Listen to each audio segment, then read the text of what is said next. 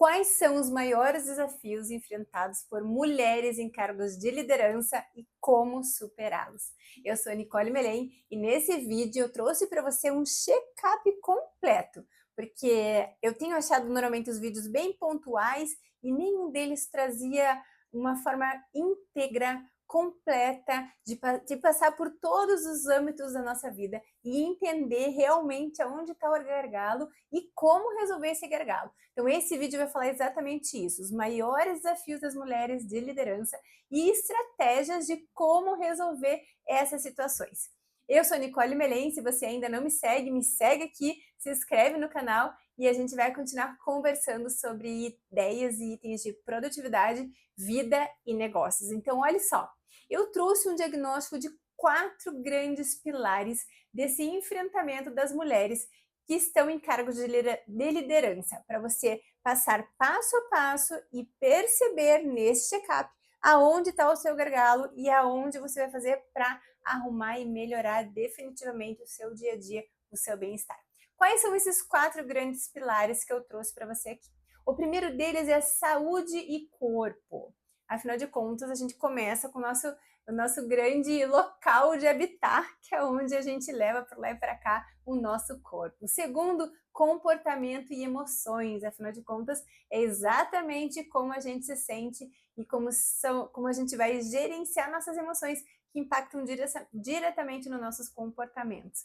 Depois, trabalho e produtividade, como não poderia deixar de ser. Aqui eu falo sobre rotina e produtividade personalizada, incluindo dentro da minha mentoria sobre isso também. Então, eu não podia deixar esse pilar fora. E por último, as decisões e vida social, que eventualmente pode estar passando desapercebido por você. E eu quero trazer aqui item por item, para você entender se tem algum alerta acontecendo e você tomar as medidas eficazes para resolver esse problema antes que ele estoure e você nem perceba o que aconteceu por cima de você, principalmente. Então, de cada item que eu vou trazer aqui para você, desses 4 itens, eu vou colocar 5 pontos de análise com estratégias de solução para você conseguir identificar, mapear direitinho e entender quais são esses itens e de que forma você resolve. Então, se qualquer um desses itens bateu aí no seu dia a dia, ficou ali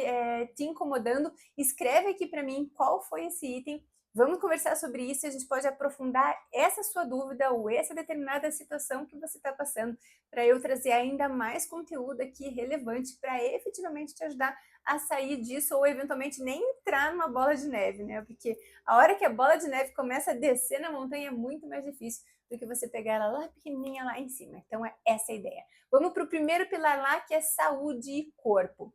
Então o primeiro item que eu quero que você perceba nesse check-up que a gente vai fazer geral seria exaustão invisível, ou seja, é um cansaço sem motivo aparente. Você vai ter assim, você tem múltiplas funções, você tem múltiplas tarefas e aparentemente você percebe que você não fez nada demais, mas está sempre cansada, né? A gente tem os afazeres domésticos, a gente tem os afazeres de trabalho, a gente tem os afazeres de filhos e se você for levantar uma pesquisa, existe uma pesquisa lá no estado de São Paulo que diz que as mulheres trabalham, em média, 18,5 horas semanais de afazeres domésticos, além da parte de trabalho. E os homens em torno de 13 horas, 10,3 horas, nesse estudo que eu levantei. Então essa dupla jornada vai trazendo uma sobrecarga que de uma forma geral a gente até percebe, mas na hora que eu trago os números que é quase o dobro, a gente percebe o quanto a gente está sobrecarregada em relação a isso. Então, qual que seria uma grande estratégia a partir do momento que você para e coloca no papel a sua jornada de trabalho com as suas tarefas e eventualmente você tem um parceiro do teu lado, subdividir essas tarefas de uma forma de um time, da mesma forma com que você faz o teu trabalho, pode ser uma grande estratégia para que você também se alivie e as coisas migrem para um caminho só. Então, a conversa, a comunicação precisa estar aberta com a pessoa que você vive, se é o teu companheiro, se eventualmente é uma pessoa que divide a casa com você de alguma forma. Essa comunicação tem que ser fluida e esse exagero das atribuições que tem em relação à diferença de número de horas faz com que a gente esteja sempre cansada e até de certa forma essa exaustão invisível acaba sendo entendida como normal, porque todo mundo é assim, porque todo mundo está cansado, então eu também estou assim. Só que isso tem que cuidar para não chegar no burnout e a gente já chega lá. O segundo item de saúde e corpo seria um sono sabotado, uma insônia crônica ou talvez uma insônia oculta, um sono intermitente. Você mapear sono é a primeira das grandes situações que você pode fazer para cuidar do seu corpo.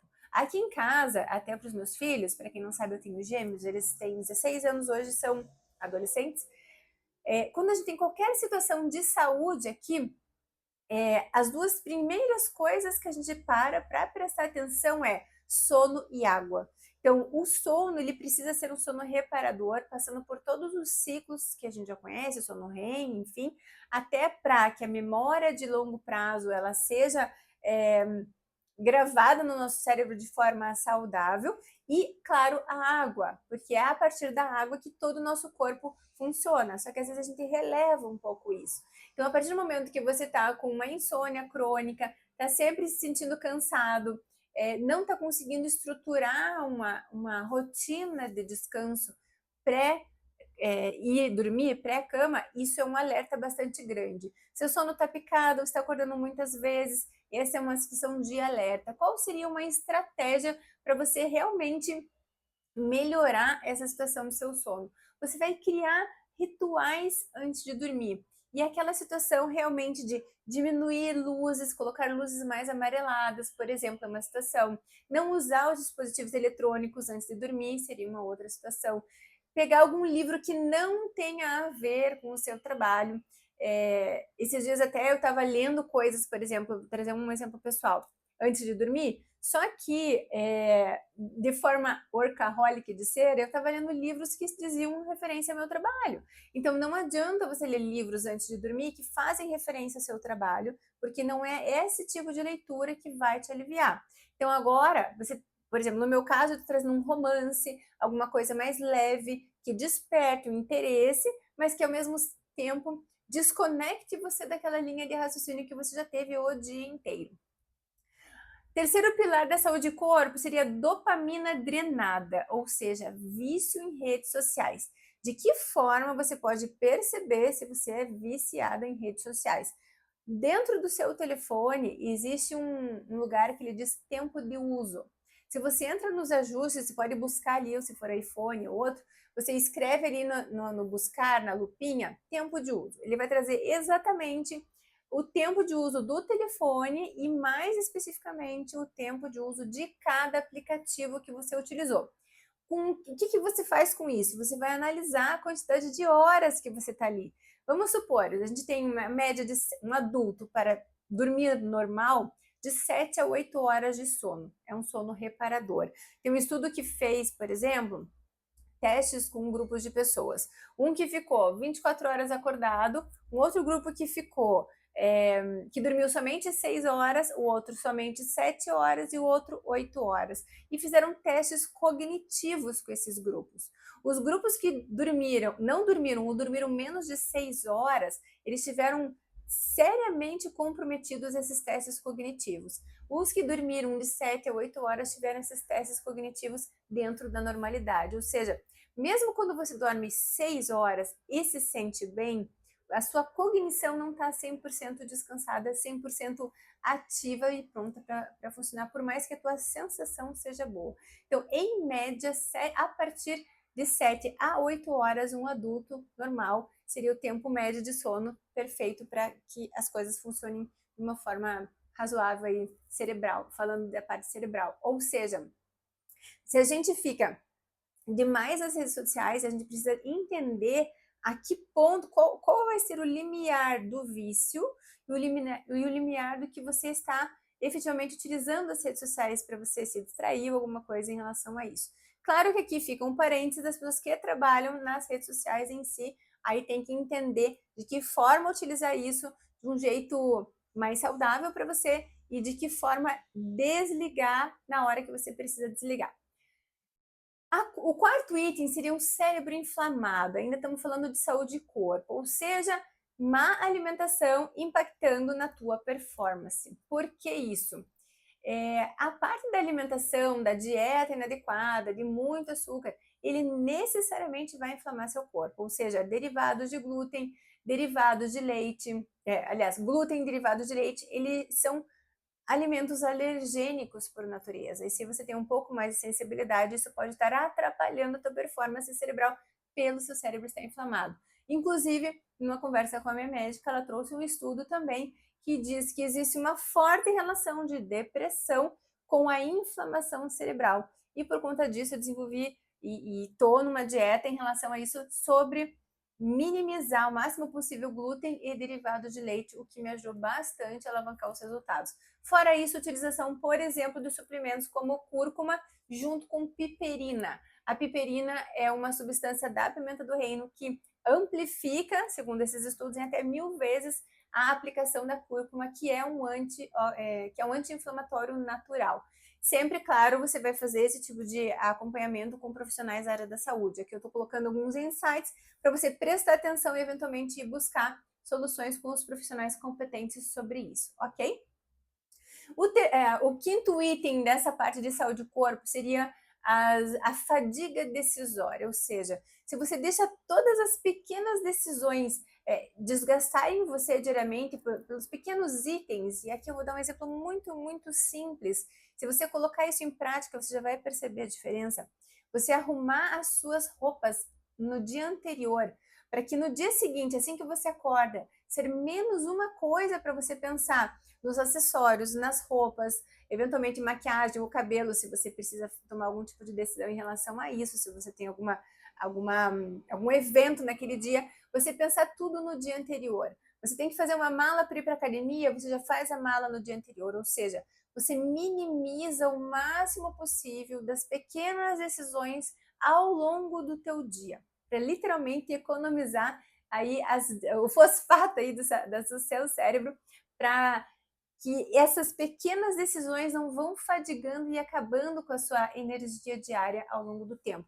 Então, além disso, você vai estar, no que se refere somente a você, essas pequenas decisões você já toma antes e ao longo do dia você está focando nas coisas importantes, e em relação à sua equipe, você vai já pensar no que delegar. Lembrando de montar uma estrutura de retorno e feedback sobre os assuntos, né? Delegar não é largar.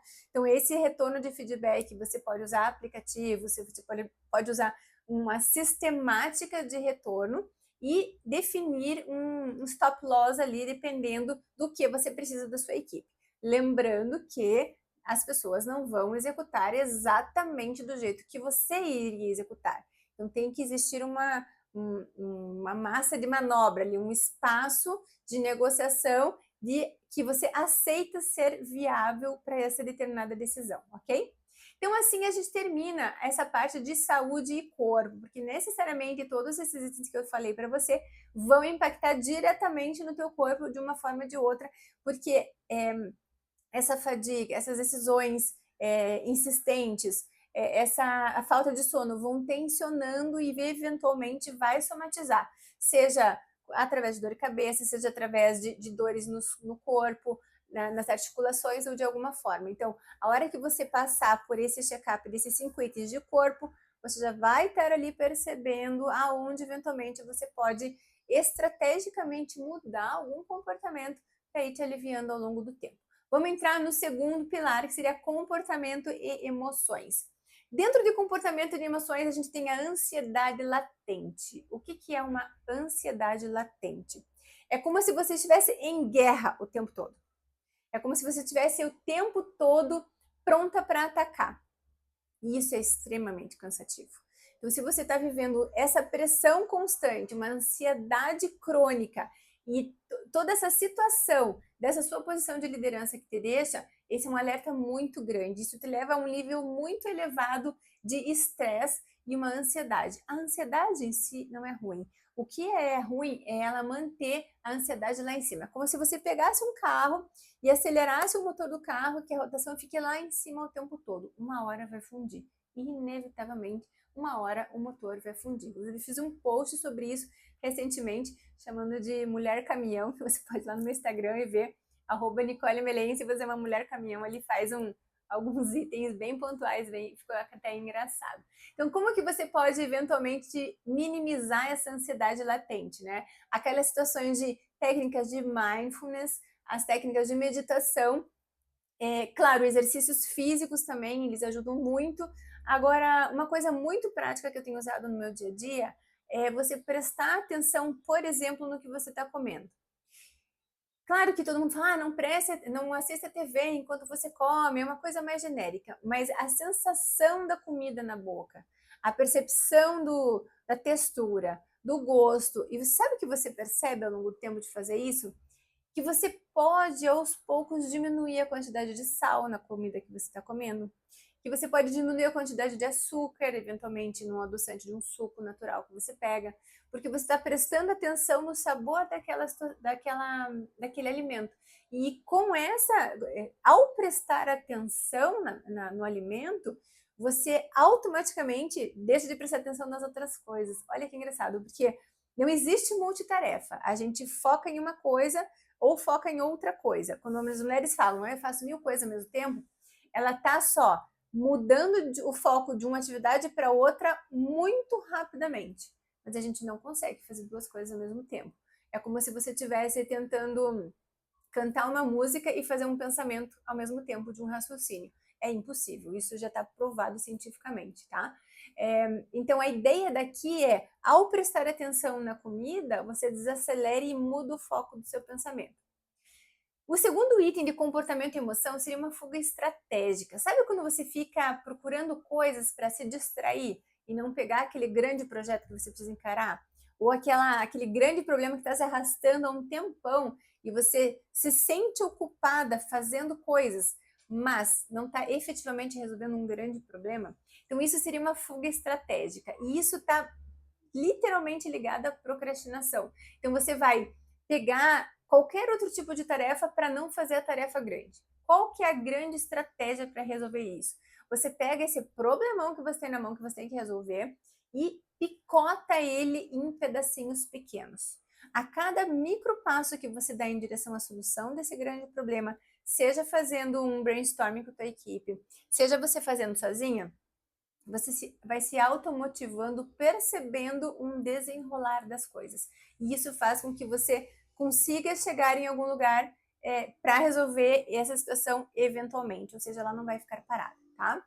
O terceiro seria vício em urgência. Gente, existe vício em urgência.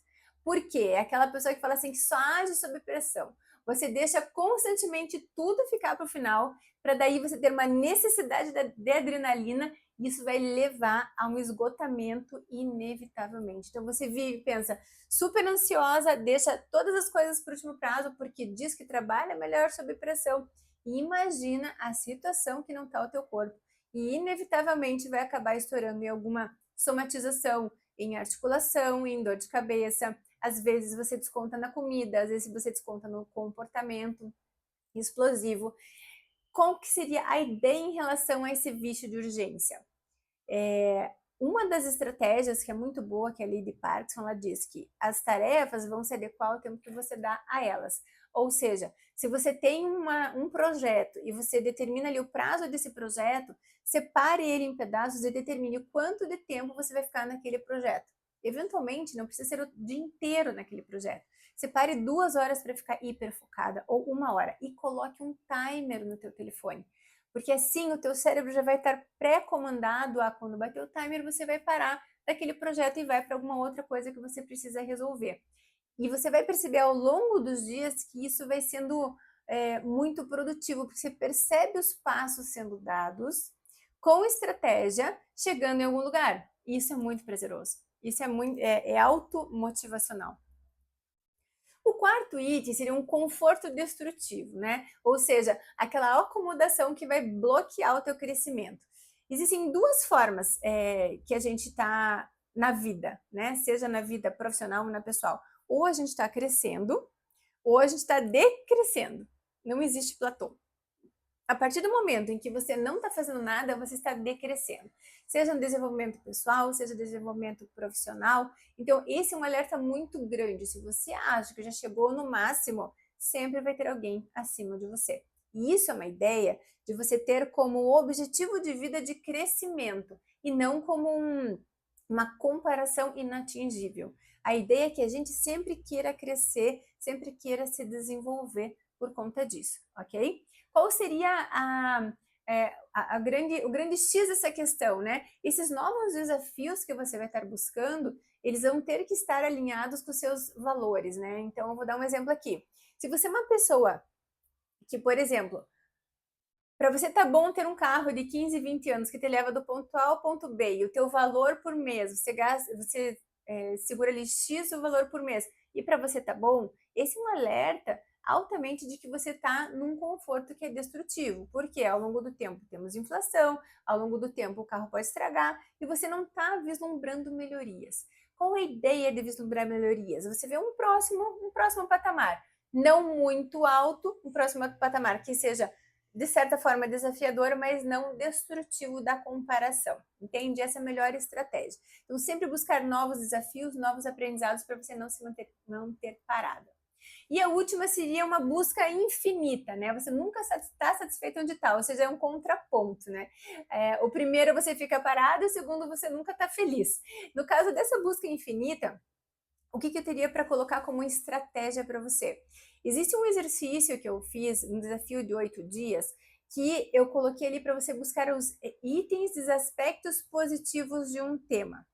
É diferente de gratidão, tá? A gratidão também aqui pode ser um suporte muito bom diariamente, de manhã, de noite ou nos dois, 3 itens que você é grato.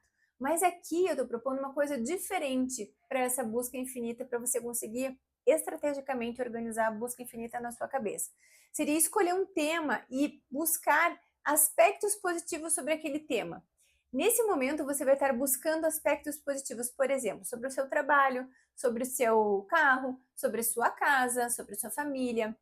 Qual é a ideia aqui, efetivamente? É treinar o teu cérebro a olhar os nuances positivos daquilo, para daí aonde você pode melhorar ainda mais. Ou seja, você está melhorando baseado no que você já está boa naquilo. Olhar a parte boa e desenvolver ainda mais aquilo que você já é bom. Ou seja, você acaba crescendo de forma estruturada. Essa que é a grande sacada, tá? E claro, fazer exercícios da gratidão diária, eu acho que já é uma coisa bastante martelada aqui ao longo do tempo, mas que realmente transforma a nossa energia, transforma a nossa visão do agradecimento, ou seja, a gente começa a se desenvolver de uma forma estruturada e estratégica. Então, dentro de comportamento e emoções, a gente falou de ansiedade latente, de fuga estratégica, de vício em urgência, de conforto destrutivo e de busca infinita. Ou seja, a gente passou por 5 itens aí, e se algum desses itens bateu forte, escreve aqui para mim qual deles efetivamente você está estagnada, que possa ser um grande gargalo para você e se a estratégia que eu te propus você colocou em prática e realmente conseguiu resolver, ok? E o último pilar seria trabalho e produtividade. Aliás, o penúltimo, né? Eu falo muito sobre produtividade aqui, vida organizada. Então, quais são os 5 que a gente vai falar sobre aqui? Primeiro, síndrome da sorte, né? Você olhar para os outros e falar, a pessoa teve sorte. Gente, primeiro de tudo, comparação. Quem compara, para. É o primeiro dos mantras da vida. É fácil, né? Não, não é. Então, a ideia é não se comparar prioritariamente. Segundo, essa síndrome da sorte, achar que sempre do outro é mais fácil, é porque a gente está sempre comparando o palco do outro com o nosso bastidor. E isso é altamente destrutivo também. Ou seja, a ideia de aceitar que o sucesso alheio veio por sorte e não por trabalho, além de não acrescer, acaba desmotivando a gente. Então, dentro do possível, qual é a estratégia? Você vai estar sempre reconhecendo o seu esforço e dedicação das coisas que você fez para chegar onde você está. E você pode usar também a técnica do escrever. Então, o escrever ali a gratidão, o escrever a lista dos aspectos positivos, e você pode colocar a cada vitória sua, você descrever também a trajetória que te levou até ali.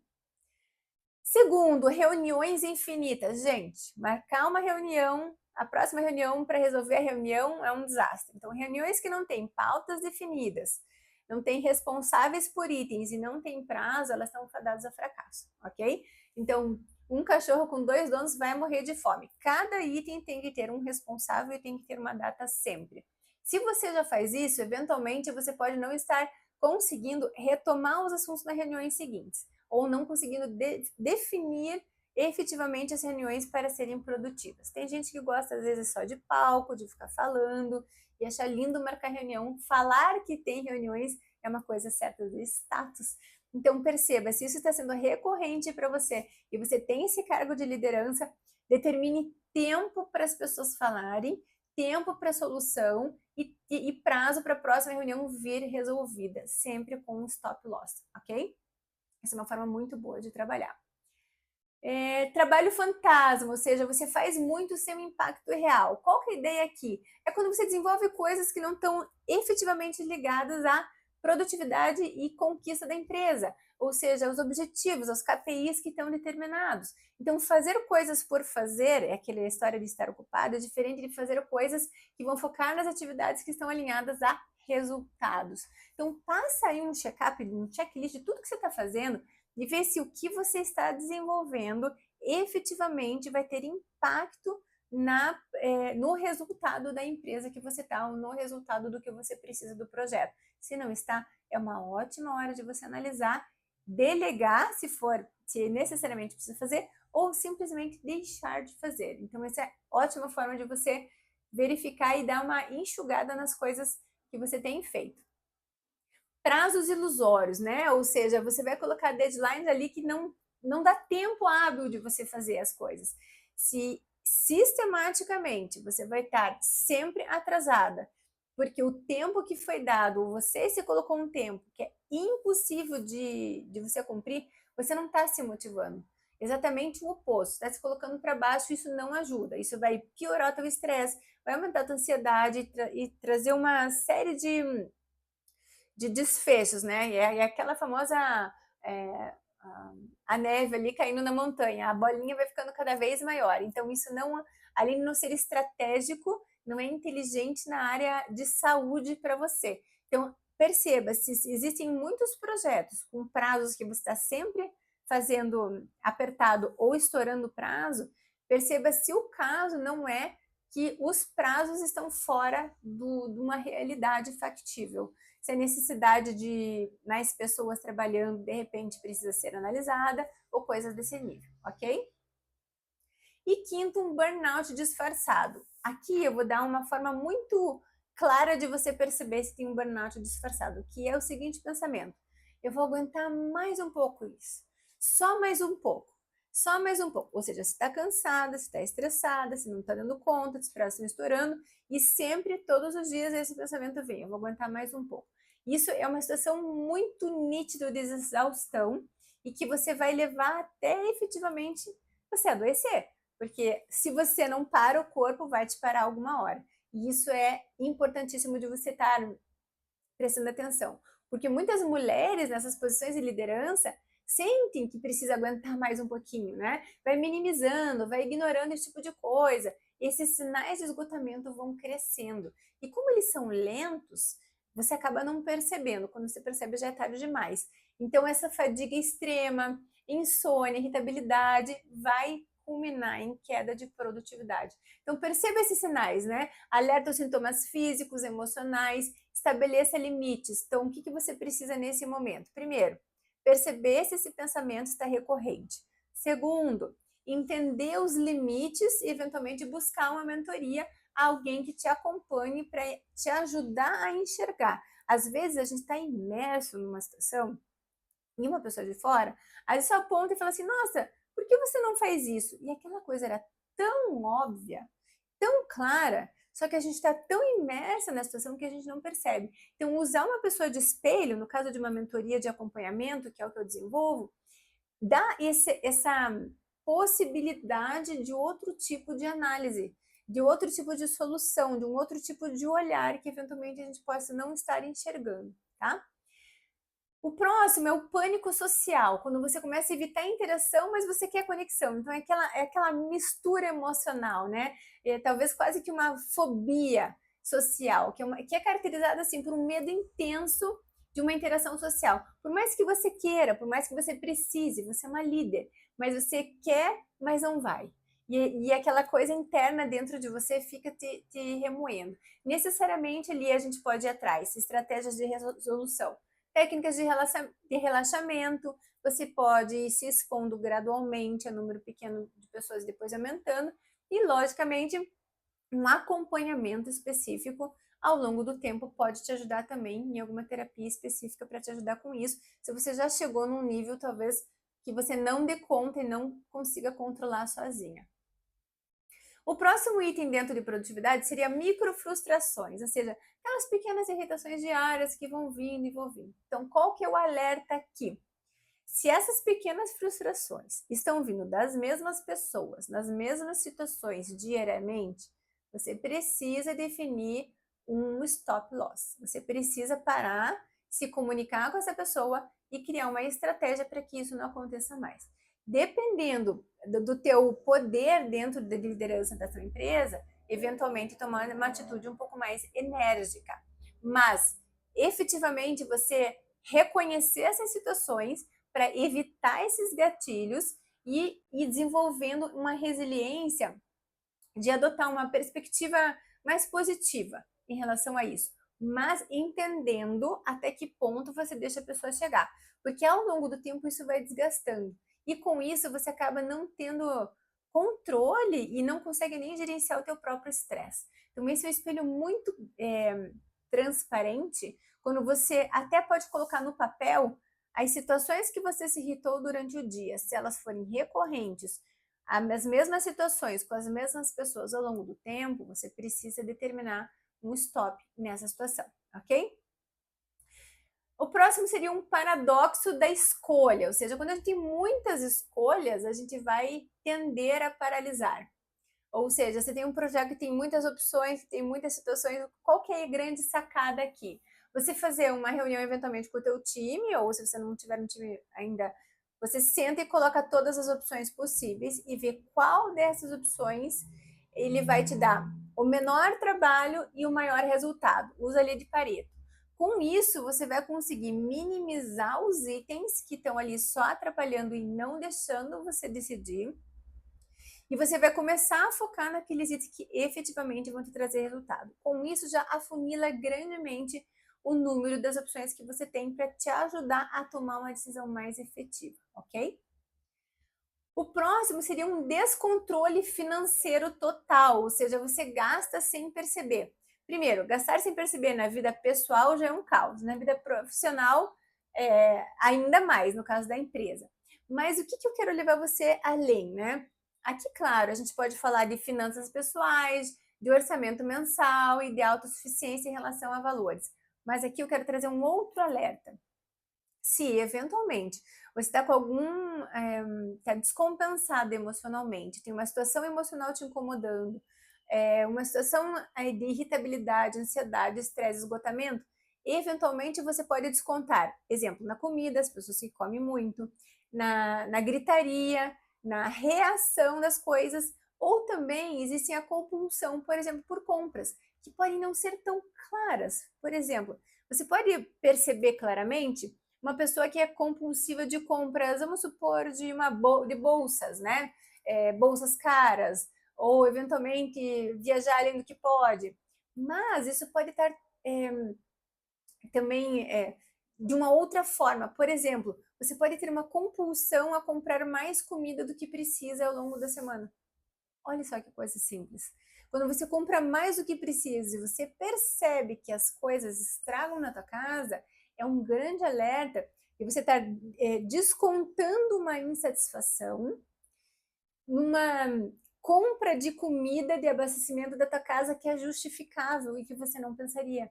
Ou seja, a hora que você coloca isso no papel e percebe que você poderia gastar menos, estou dando exemplo da compra de supermercado, tá?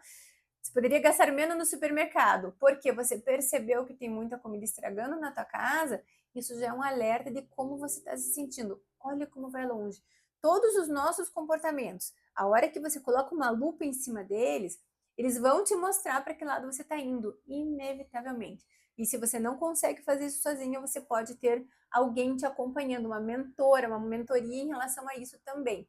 Porque esse espelho, ele é vivo, ele é dinâmico. Nós temos melhorias, às vezes a gente não se sente tão bem, a vida vai acontecendo. E uma pessoa olhando para você em relação ao teu tempo, em relação à tua rotina, em relação aos teus projetos e o andamento desses projetos, faz com que esse espelho seja mais rápido, esse espelho fique mais nítido e você enxergue para tomar as decisões melhores, percebe?